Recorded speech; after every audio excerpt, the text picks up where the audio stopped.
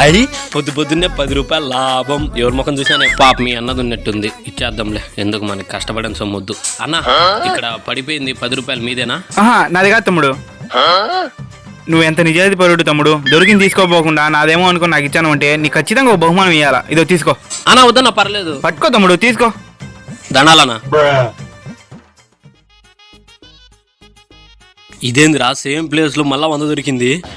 ఈసారి ఖచ్చితంగా అన్నదే ఏంటిది ఇద్దాం. ఆయన కాబట్టి మళ్ళా నాకు 100 ఎగేసి ఇచ్చాడు. అన్నా మీది 100 మళ్ళా కింద పడేసుకున్నట్టున్నారు అన్న. తమ్ముడు మళ్ళా నువ్వేనా? నేనే అన్న. నీకు ఖచ్చితంగా ఇవ్వాల్సిందే. ఏందన్నా? బహుమానం. ఓ దట్టా తీసుకో. 200 లాభం. ఈ రోజు ఎంత దొరుకుద్దో ఏమో. నీడే ఉన్నాడు మరి లెక్క. ఒరే లెక్క లేదేందేడా. సరే మన దగ్గర ఉండే లెక్కను దొరికిందని చెప్పేసి ఇద్దాం. అన్న డబ్బులు ఎత్తాడు. అన్నా మళ్ళా ఈడే దొరికిందన్న. ఖచ్చితంగా 1210 రూపాయలు దొరికిందన్న ఈసారి. అవునా? అయితే 1200 నాదే, ఈ 10 నాది కాదు. ఇదో పోయి పవర్ కొనుక్కోపో.